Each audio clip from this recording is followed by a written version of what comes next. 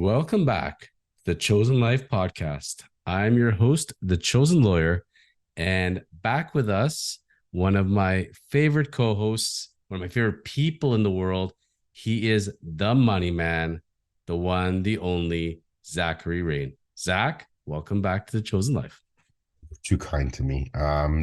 Also one of my favorite people in this world. Thank God I get to sit here and do these podcasts with you because they're so much fun. I look forward to them every time. Well, we talk about what we're passionate about, what interests us in life, and may that inspire others to find what interests them and inspire them. The truth of the matter is, when I have you beside me, it makes me look even better, makes me look taller. So I feel better about my life when I'm beside you, and I always tend to learn a lot. And we got an action-packed program today, Zach. So we're going to skip the formalities. People know where to find you. You are Zachary Rain of Rain Finance. They have the handles. They can call you, message you on money questions, life questions, hockey, especially Anything. Maple Leafs, Yeah. whatever is the flavor. Zach is available to discuss. And let's get off today. Today is the money episode. How to plan for your future and make good choices. That's how I see it. Okay. Very good. I'll take that. So let's start off with a person that Christmas came very early this year. And no, I'm not talking about Mike Babcock, and we're not going to go there. As we are recording today's episode, there are stories coming out that Mike has requested his players' phones to see their pictures, to see what character they have. Mike, I don't know if you got the memo. It is 2023, something called privacy. We won't go there, but Christmas came early for him because he actually came back to NHL, and he may be attempting just a quick as an exit. But a guy who has a long career, maybe in Toronto, maybe in Arizona, but for now in Toronto, he has to plan a lot of RSPs and TFSAs and all sorts of investments, and is the one, the only Auston Matthews. Zach, first and foremost, are you at all surprised that he took the Brinks truck from the Leafs? Uh, I wouldn't say I'm surprised. He was always going to get what he's worth. And the reality is he's probably worth a little bit more than that. Everybody's saying, "Oh, highest paid player in the NHL, highest paid player in the NHL." Wait till you see McDavid's next contract. Like Matthews will pale in comparison to what he's going to get. So I get that he's not McKinnon. McKinnon recently signed one. I get that, McKinnon won a Stanley Cup with the Avalanche, but it's the way that you retain good players. Do I think that, the Bergerons or the Crosbys of the world who take much more team friendly, let's call them deals, are better? Sure. I wish we could have that, but we also don't live in a country or a city where you don't have to pay taxes on a lot of your income. So is what it is. I'm happy he's back. I think he's an impact player. I think he's a game deciding player. And he's definitely somebody you want to have beside you on the ice. And I think he'll be good for the Leafs in the playoffs moving forward. So I'm happy with it. It doesn't bother me the amount that they paid him either. I got to ask you a question because you are the money man. And, there are people I talk to as far as sports thinking, from the athlete's point of view, from the financial manager point of view. And Steve Carsey and I over on the Chosen Journey, when we talk about baseball stories and life stories and what be it. And Steve and I always have this disagreement because Steve, I believe, is more of the, as an athlete, I'm prepared to bet on myself. I'm going into a contract year. You know what? I'm not going to take the lower dollar value. I'm going to maximize if I can because that's my choice and I'm sure of it. And I always tell him, if I was an athlete, Zach, the second they're prepared to give me the big check, I am grabbing it. I am not waiting for every little dollar because all it is, as Aaron Rodgers will tell you, fourth down in the first contract and making 50 million a year. And that is that Achilles and you are done. So imagine you're like a 19-year-old on a minimal contract and the big contracts are ahead, but they offer, you know what, Mr. Rookie, guess what? We'll sign you now for a team-friendly 5-year, $20-30 million deal. I realize in 5 years you might make 10 million a year, but you might suck or you might get injured and you may get nothing next year. I say always take the sure money. What's your thoughts on this, Zach? Yeah, I'm with you. And what's the expression? Um, Bird in the hand is better than two in the bush. I think something like that. That's the way I see things. I never really thought that one through, but the bird in the hand you can cook, the birds in the bush may fly away. So I get that. That's a pretty good expression, actually. But in Yeah. all seriousness, Auston Matthews, by the way, if you want to all put this in perspective, that are losing your minds that he's overpaid, go look at the NBA, NFL top player paid list, and he'd rank what, number 300 on each of those lists. It is pretty funny and scary when you talk about these economics in sports, Zach, and you got the four major sports leagues and how vastly the NHL is below the three other leagues. If I was an NHL player and I'd see that I'm the top player on my team and I'm paid less than the 10th guy on an NBA team, it'd have me thinking a little bit. No, I'm with you. Did you see there was a video going around of an interview? I think Elliot Friedman did it or something like that, where he was interviewing the owner of the Vegas Golden Knights. And he brought this exact point up, like we're in a cap crunch era. The NHL salary cap's going to go up maybe $1 million. If there was no salary cap, how much money would you spend on your team every year in salary? And the GM of Vegas goes 139 million. I think it was something like that, 139 million. And the interviewer goes, why that number? He goes, because that's what we make every year. I would spend every dollar we make to build this team and pay them correctly. And so the interviewer just goes, that's almost essentially double what they spend right now. So it's pretty wild to think that they really are so underpaid.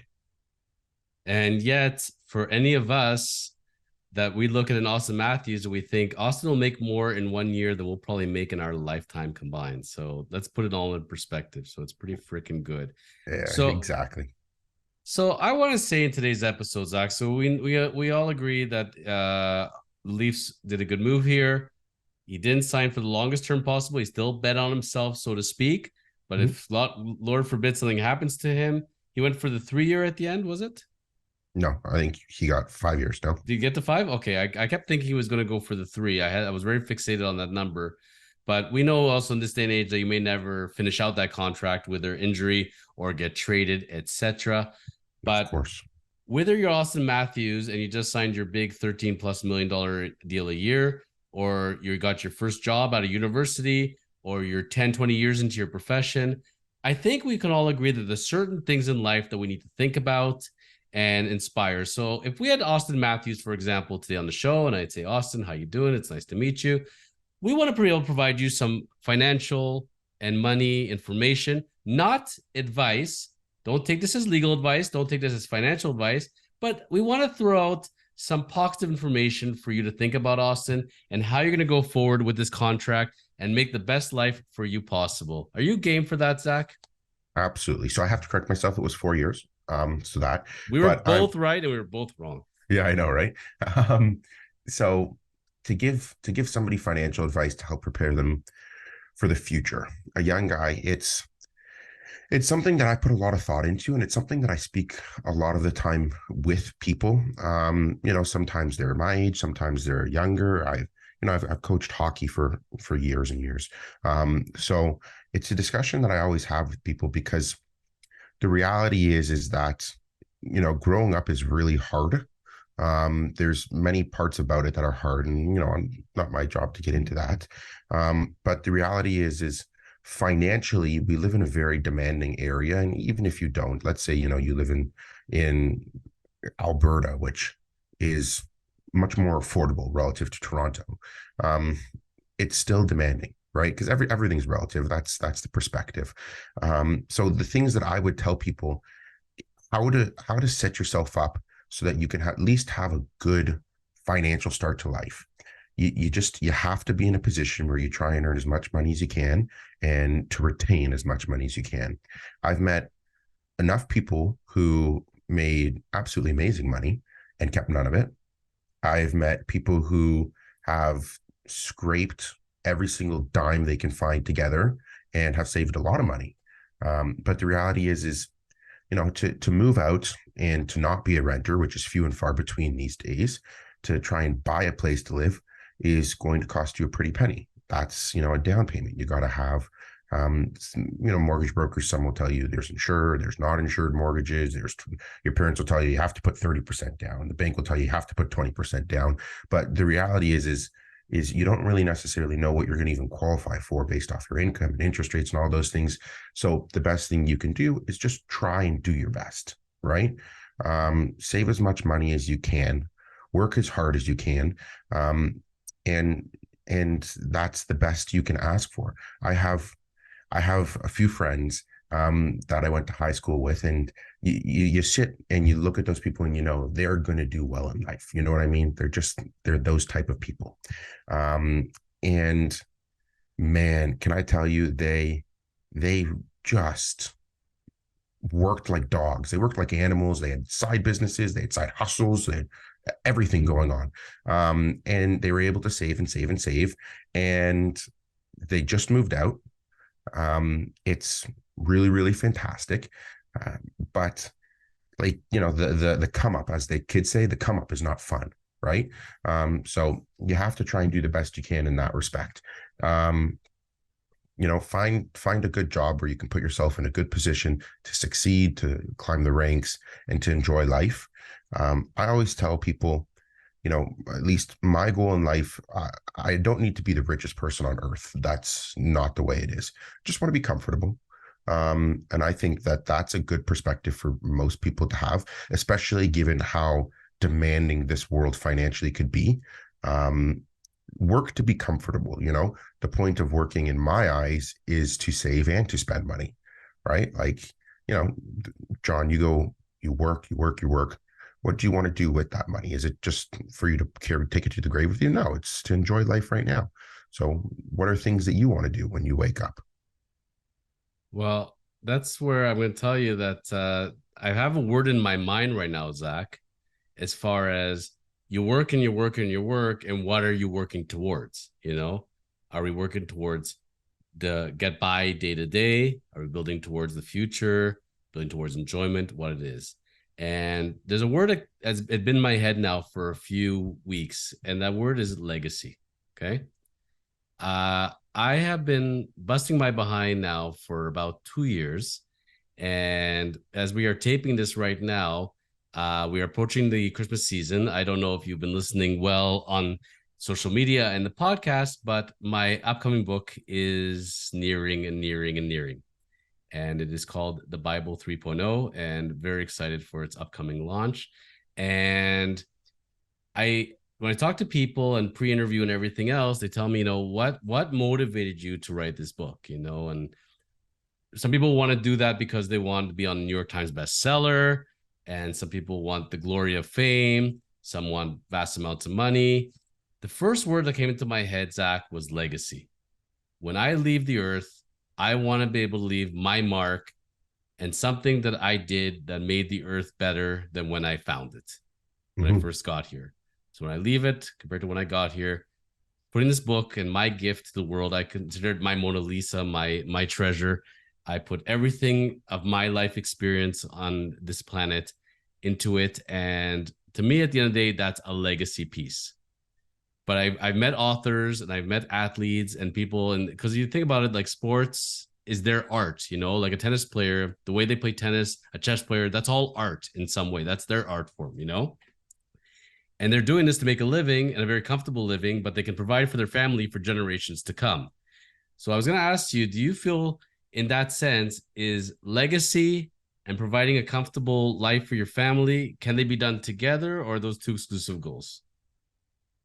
They can definitely be done together. I don't think that they need to be exclusive. I think that they can be together. There are people who have built, really successful businesses, and they bring their children into it, and that's their legacy to them.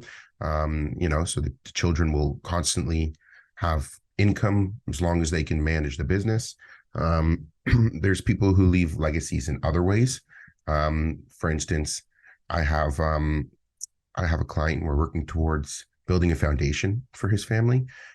He's not leaving the money to the kids. He's leaving the responsibility of the foundation to his family members, which is beautiful. And it's beautiful, like listening to you talk about your legacy, because the kids won't make any money off of managing his foundation.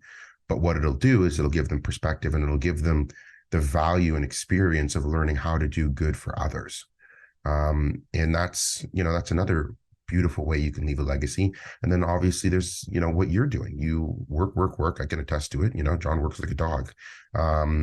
And he's building this book, this Bible 3.0, which, as somebody who's gotten a taste of it, is very inspiring. It's a great book. I highly recommend to everybody, because forget about, just a roadmap on how to succeed in life, but rather perspective. I found the book gives immense perspective on how to deal with certain things in life, challenges in life, perspective how to deal with your health, perspective on how to work with your finances, perspective on how to, how to work out, how to build business, all these things. It provides immense perspective.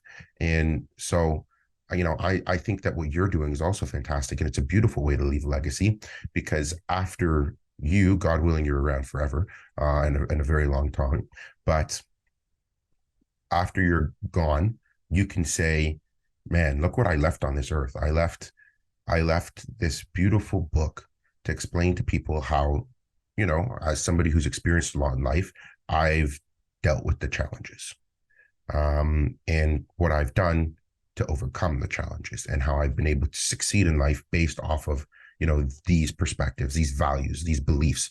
And I think it's really, really, really beautiful. So there's many different ways to leave a legacy. I don't think it has to be money.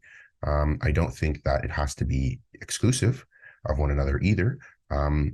But I think if you leave people, like you said, better than they were before you, then you've done something really, really beautiful in your life.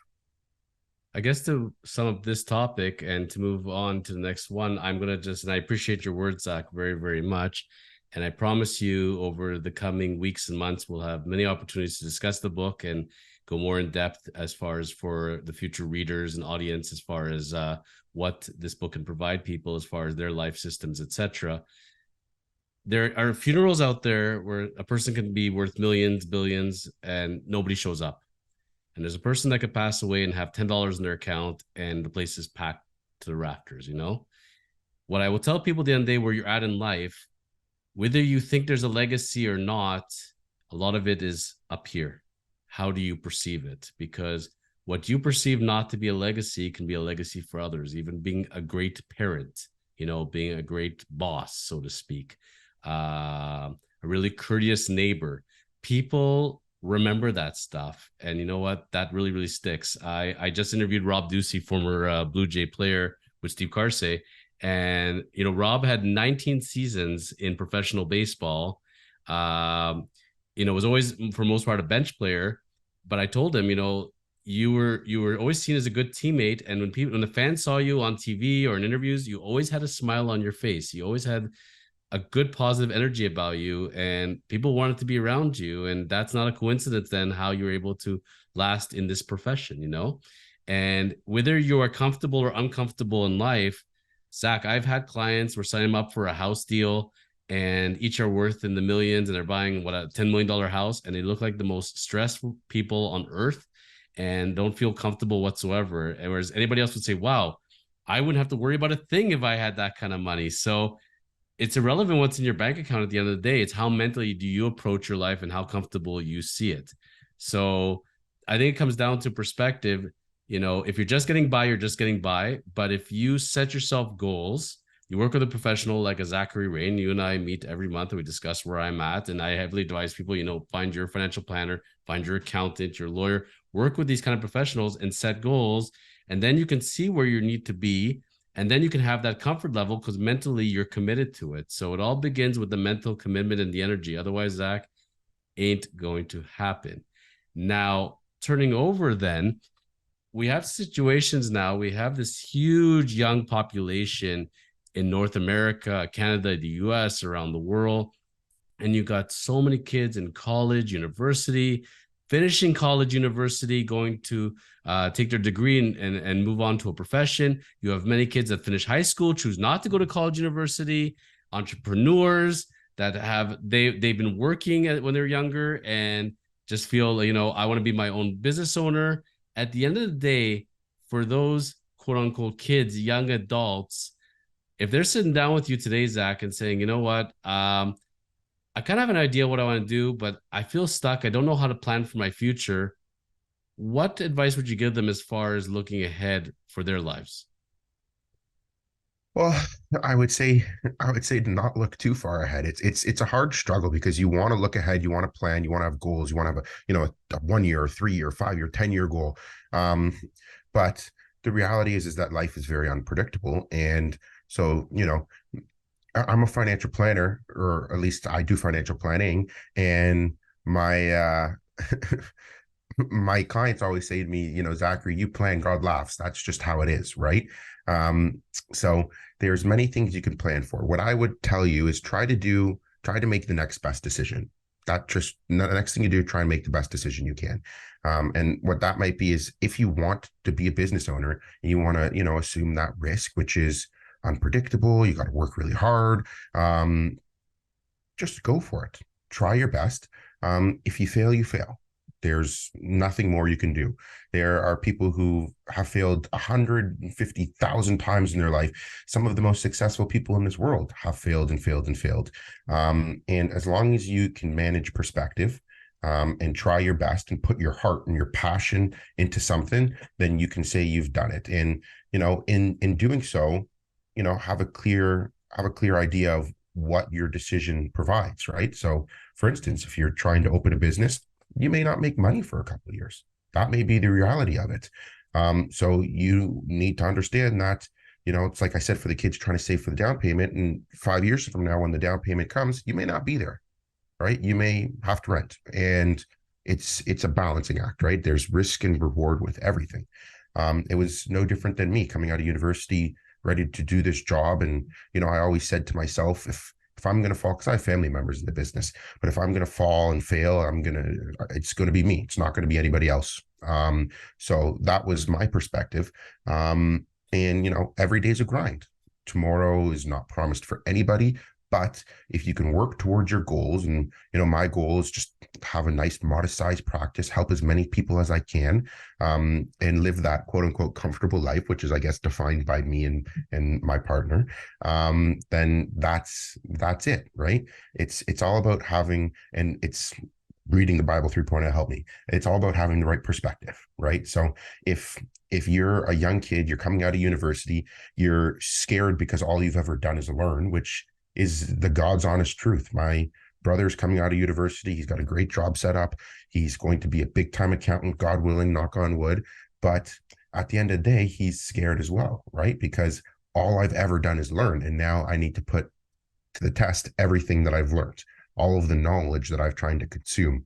It's now coming to the test. And the application section is always the hardest. And the application section, I told him, is life, just like when you did a math test. So do what you can, interview at as many jobs as you can, talk to as many people as you can. They always say it's not what you know, it's who you know. So if you know a lot of people, or at least one really, really good person, try and leverage them as you can. Always be kind, be gracious, but do the best you can. And for those who, didn't want to go to university or didn't want to go to college, I coached a lot of kids in hockey. They decided, I'm going to become a plumber. I'm going to go do a 1 year apprenticeship, and that's what I'm going to do. And good for you. Do that as well. We're all just trying to chase this scary concept as you get older called happiness.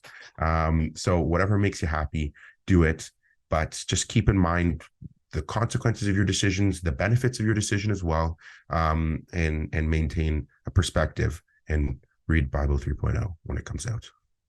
Funny, Zach, my publisher sat with me a few times and said to me, who's your target audience? Who do you think would want to read this? Who needs to read this? And I said, as long as you have breath in your body and you can read or you can listen, you need this book. And I meant it. I meant it. Somebody in grade school, high school, college, any level of working, retired, I think everybody can get value out of it, because that's why it is the Bible. Because at the end of the day, it is creating a life system, so to speak. And from the concept you're saying, there's one chapter devoted to just embracing failure. Think about that for a moment. I could tell you, Zach, in my 20s and most of my 30s, I beat myself up over every single failure. I literally just I hated myself. I rued it and I marinated in it and I thought, how did I do this? How did I screw up? And I would not let it go. Every little thing, you know. And when I learned the concept, wow, failure is good. It means I tried, I learned from it, and now I can do better. And I'm just practicing this. I felt such a weight lifted off my shoulders. And then I learned from there how to manifest, how to have a clear mind and envision the life I want and then work towards that. But if you're spending all your time beating yourself up over failures, how can you envision the life you want? Because you won't even allow yourself that to happen because you see yourself as a failure. It's that Yeah. kind of contradiction there. And a lot of kids out of university, college, out of high school, starting the first jobs, it's a hard concept when you don't have that experience and you don't have the knowledge. And life can kick you in the teeth real quick. And Mhm. they come from a generation that expected right now and to be on top immediately. And whoa, I got to earn this. I have to work hard for it. I don't know something. It's a mind blowing thing. And I would tell you at the end of the day, it's those hard workers and ones that are open to everything. That's the way they're going to get it. It's like the intelligent person is the one who thinks they know nothing, and the not intelligent person is the one that thinks they know everything. So at the end of the day, I always go into something with a beginner's mind, no matter what I'm doing, and saying, "Whoa, I'm going to learn something new today." Versus, you don't have to tell me. I know this. I know this. It kind of works in line with something I wanted to bring up with you. You had raised this earlier, and Steve Carsey raised a very key expression that is now stuck with me for weeks. And I want to tell you because you're still coaching hockey. You went back to coaching hockey, right? Yeah. You ready for it? Yes. An uncoachable kid is an unemployable adult. Yeah. Think about that for a moment, folks. Sit on that for a second.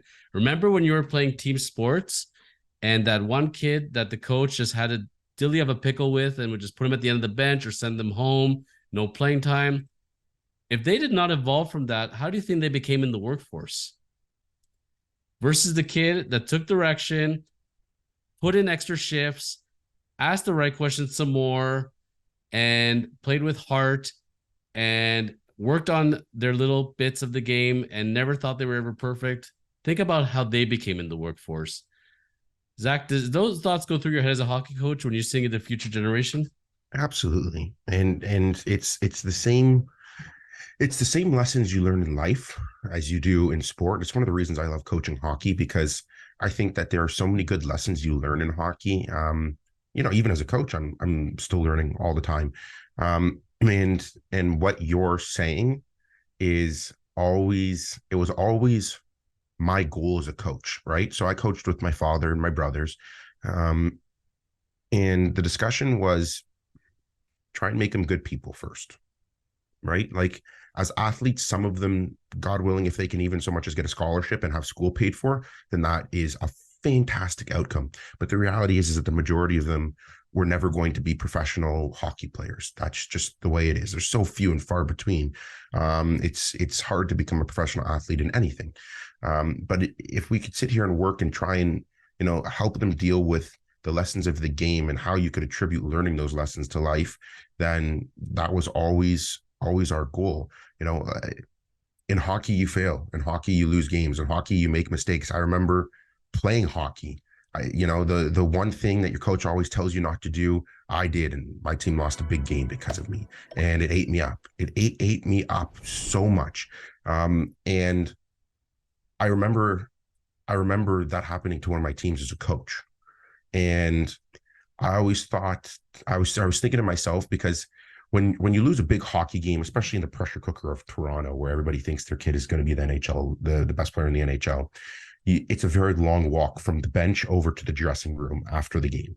And it's no different than in life. Yeah, you have a kid who puts the world on their shoulders. They made a mistake. And I thought, how did my coach handle that when I did that 10 years ago?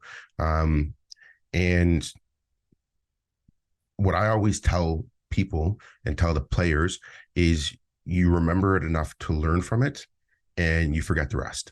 because the reality is it's like you said, we're going to fail so many times in life. We're going to make mistakes, or some stupid mistakes, some smart mistakes, some whatever risks in life, and all you can do is try and learn from it. Like, what else are you going to do in life?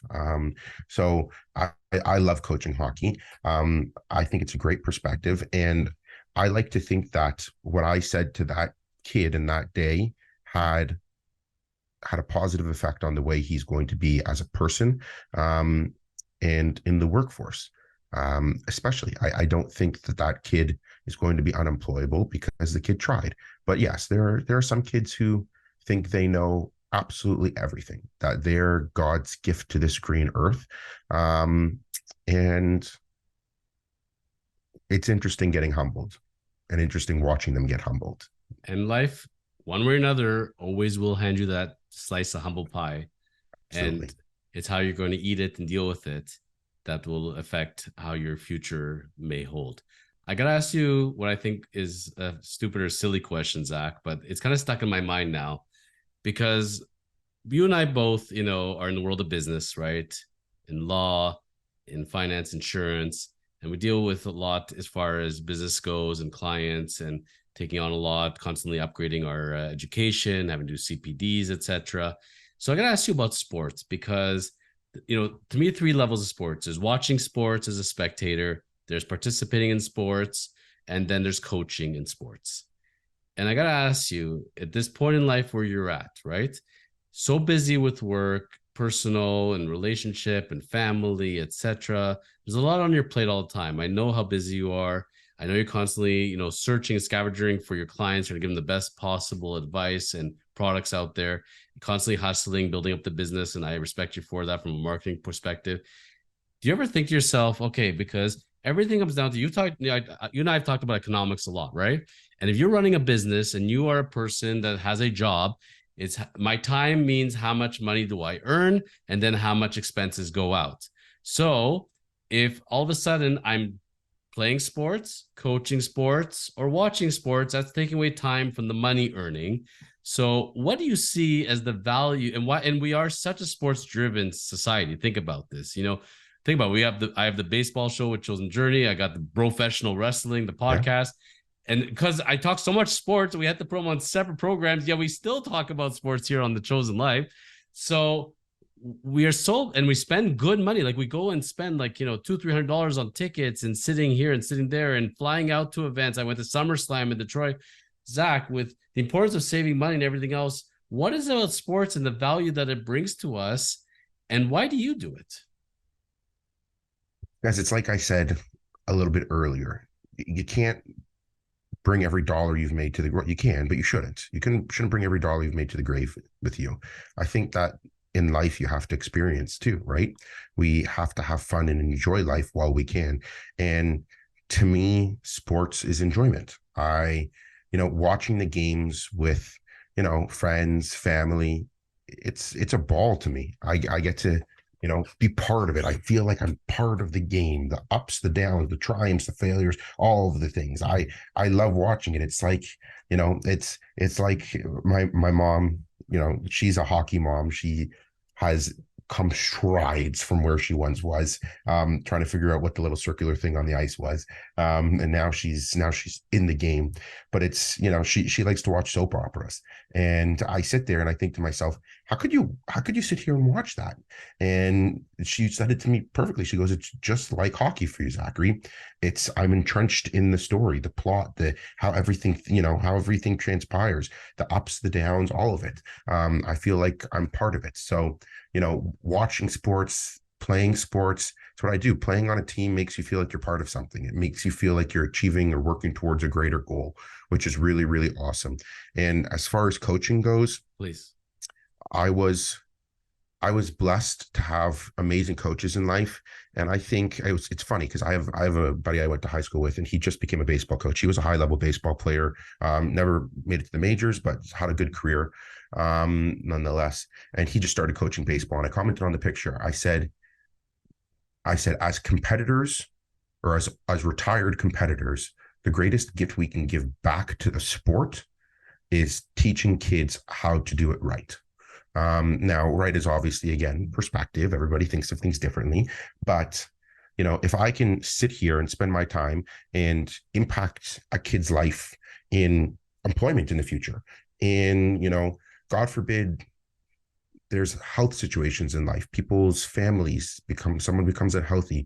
And I have watched it as a coach. I've coached kids for years. You watch it in life. You watch how they read and react. Read and react. I say that it's a funny term because it's what we use in hockey. How quickly you read and react it's a concept we have to learn. But you watch how they read and react in life, right? How somebody was rude to them at school, or how they just got dumped. How am I going to react from that? Or God forbid my family member is ill. How are we going to read the situation and react from that? And it's not that I teach them all of the lessons in life, because that is so far from the truth. But if I can teach them even something small where I impact the way they think in a positive manner in one way, then I've now repaid the debt that I owe to all of the people that coached me. On top of it, it's fun. I love being around hockey. I love coaching hockey. I think that I have a little bit I can offer, just a little. But that's the greater goal. It's like I said, you're part of something greater, which is really, really awesome. If you think about it, Zachary, when we go into all the levels of sports and different leagues, and you got the NFL, the NBA, NHL, MLB, the most successful head coaches don't tend to be the superstars, not the Hall of Famers. It tends to be those grinders. There's so many catchers that became Major League Baseball managers because they're the ones that are the quarterbacks of the game, behind the scenes. They got to know every in and out of what's going on there with the pitcher, with the infielders. And I don't think that's a coincidence at the end of the day. Like Gretzky took a hand at it, right? As one exception that I can think off the top of my head. And they have been out there, certainly. But for the most part, it's the ones that had to put in the extra work with less talent and really had to study the game. Do you think that's a coincidence?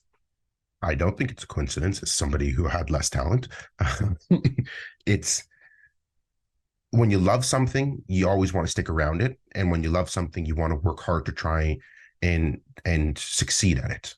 Right. And those who had tons of success in it, some had it because they had to work hard. Some had it because they have gifts from gods.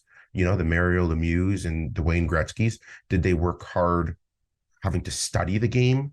Maybe, maybe not. They were physically skilled, exceptional players. But then there's the third line grinder who you've heard of every now and again. You see them, move from team to team. And next thing you know, they're a coach in the NHL. People like I sit there and watch hockey and I think to myself, like, who's that coach? And my dad goes, oh, he played for Philadelphia. That guy played in the NHL. Yeah, you would have never heard of him. You would have never. But he's here right now. And suddenly he's blossomed as a coach because he's able to take the lessons that he learned as a player, the study, the thought, and apply them to his players. And, somebody who can't do, I tried teaching, and that's how I became a coach. Like even writing, for example, I've always was a gifted writer. I was lucky. It was a God-given gift. It was the way I describe it to people is the words just flow through my hands as I write them or type them. I don't even have to think about it.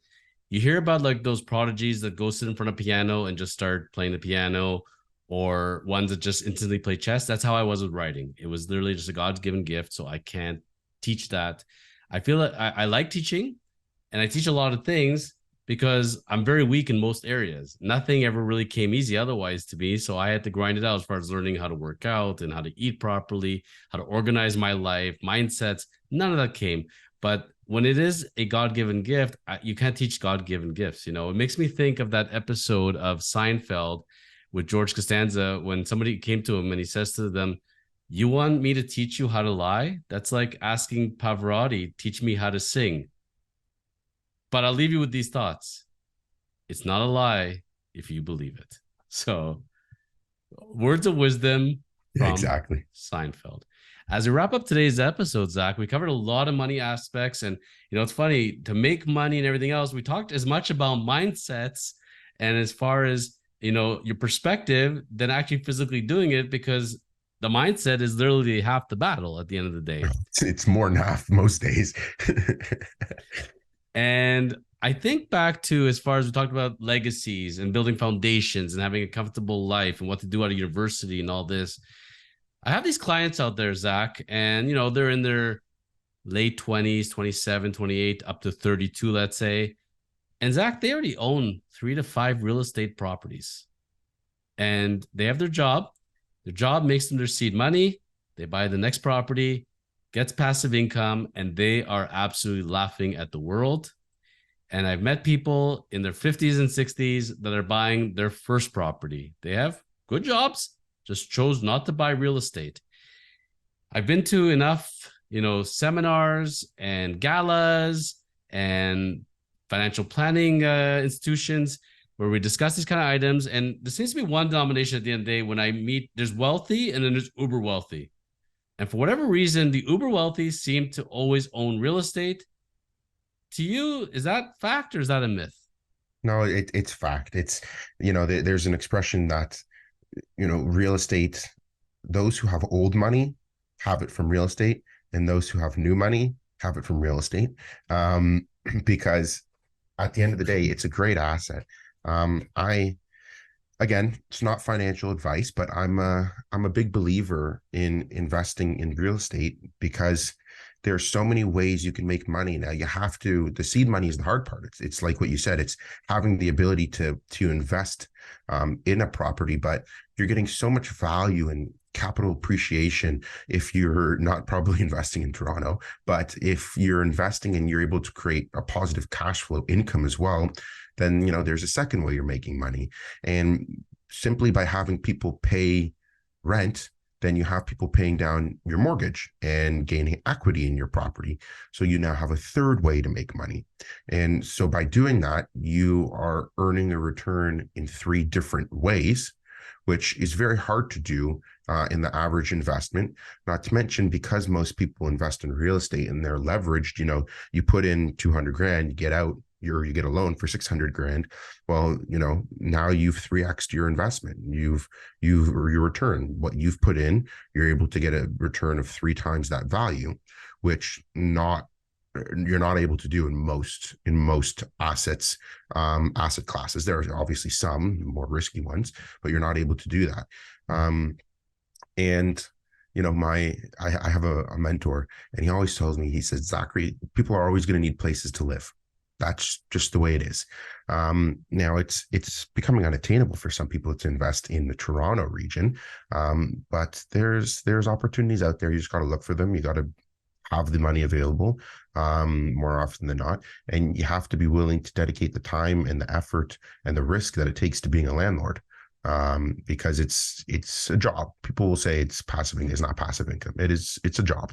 A never-ending job. No, exactly. But it could be fruitful. It could be very fruitful, especially in Canada. So I love it. I've sat with clients that are looking to buy their first condo unit. Okay, 27 years old, saved up some down payment. I'd like to own my own piece of property. They bring me 2 different status certificates. Okay, that's when we review for a resale condominium building. It's not a new one. It's one that's already existing. It could be 5 years old, could be 50 years old, whatever it is. Okay, and they're looking at 2 potential different units, and they have the status certificates, and it says what the financials are and how much they're paying monthly common expenses. Is there a parking? Is there a locker, etc. And there tends to be this discussion. I'm buying in this building that's 4 to 6 levels high, 4 to 6 floors. And here's another one, it's 15 to 25 floors. And for some reason, the more amount of floors it has, the lower the cost for the common expenses per square foot. And people are saying to me, why is that? Why do I have to buy in a bigger building? And I said, you missed your economics class, clearly, something called economies of scale. Landlord once told me, it's you go to look to do investments. They said to me, you got 4 buildings, and there's 3 units inside each building. So a total of 12 units. Or you can buy 1 building that has 12 units in total. The 1 building with the 12 units is going to make you more money than the 4 with the 3. Why? Because you have that many more headaches in managing various different properties and the expenses. the more units you have, the more you can spread the same. A lot of expenses will just stay in that same building. So economies of scale is a pretty interesting thing. And that's where, people learning, and this is not that you have to go and buy a 20plex. I've seen people, they buy their first property, they live in the basement, they rent out 2 floors to 2 different people. They got a 3plex going here, but it could be a singular house also. They could have just lived on 3 floors themselves. Rather, they rent out the 2 units. Then they find the next property, rent out the 3 levels again. Zach, in this day and age with laneway houses you can build in your lane, as far as extending out your house, people can start getting very creative and finding extra sources of money. And how many people have been renting out their basements for eons and doing that? Absolutely. Yeah. They call it house hacking. So it's extremely smart if you're comfortable with it, right? Not everybody's comfortable with having somebody else live above them or below them in their house or whatever it is. But if you're comfortable doing it, then you're having somebody else pay your mortgage. And that's huge. It's huge. So that being said, from a financial insurance point of view, from a lawyering point of view, you hinted upon it, but real estate investing, a lot of people want to get into it and get very ambitious, but there's so many things. I mean, we could do like multiple episodes on this, but yeah. Zach has always preached to us as far as having a rainy day fund. So you own, let's say, a real estate property, you buy one more in as investment, and you put every last dollar you have, and you absolutely cannot afford one extra penny for any other expenses. And all of a sudden, your tenant moves out and it's sitting empty for a month, but the mortgage is due and the property tax is due and the insurance, etc. The roof goes, it never ever ends. And there are people that think, oh, this is just going to be easy. It'll just be rolling in money. But the ones who've been successful at it started really slow, I found, built the buffer money, made sure they can cover themselves every month, because the people that I've seen who've been very unsuccessful are the ones that bought 3, 4 properties in one shot, borrowed from here, borrowed from there, brought this person on, brought that person on, thought they were so ambitious. And now they're sitting here and the house of cards are falling down. And when that happens, Zach, it ain't pretty either. No, it's not pretty. So it's just like any venture in life, you have to weigh the pros and the cons. And at the end of the day, I tell people, do your own research. Yes. Watch seminars, listen to podcasts like this, read books, follow people who you think are successful. Don't go to people who have not succeeded at it and ask them for advice. Like, don't come to me as your hockey coach. I've never coached hockey once in my life. I'd be fairly useless for it. You go to Zach. You want to learn about AEW wrestling? You come to me. You see, you go to the people that understand these things. So I always say, and anything you do in life, look for the mentor that actually knows what they're talking about, has experience and knowledge in it, so you can follow the right path rather than following a wrong path at the end of the day. And find your own course. What works for one person doesn't work for the other. You don't have to do everything exactly the way somebody does. Figure it out, experiment. You may make mistakes. That's okay. And eventually you'll find what works for you. But at least try at the end of the day. Zach, if I have to sit in one more pub or one more keg and listen to a person in their 50s and 60s that says, oh, I should have gone to that school and I should have invested in that and I should have done that. And I regret it so much now. Zach, I can't deal with that anymore. The person who says, I tried, I failed, I can live with that. Yes, I shoulda and didn't. If you shoulda, then just do it. You didn't do it because you knew it was not 100% in the bag. I should have bet on the Phillies to win the World Series this year. Well, there's no guarantees they're going to do it, and that's why I didn't do it. I could have put in $2,000, made $200,000, but there's a very good chance they might not want to even make the playoffs, So that's where we're all geniuses in hindsight, but that's where we go off the best probabilities we could, talk to as many people as we can. But sometimes, Zach, also, I think there's talking to too many people, especially, my neighbor's plumber's friend told me this. You heard those ones, right? Yeah, exactly. Let's stop with those. As we wrap up today, Zachary, people obviously love to hear your energy, excited to work with you. How do they contact you at Rain Finance and get started? Website, it's very easy. It's just rainfinance.ca. My contact information's there. There's a form to submit to, create a meeting with me, online calendar. You can message on any of my social medias and I'll get to them as well. And if not, call me on my phone number, also all over the place.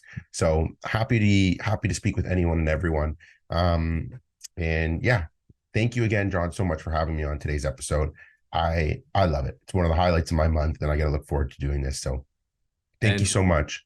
oh, that you're very, very welcome. And the fans and the audience enjoyed as well, including sending those comments on social media and on our YouTube channel. So we'd love Yeah, to hear about it, whether they're going to talk about the money aspect or Auston Matthews. And as we sign off today, we haven't done it in a little while. Let's bring up the biceps. And we there you go. say, Keep on living the chosen life.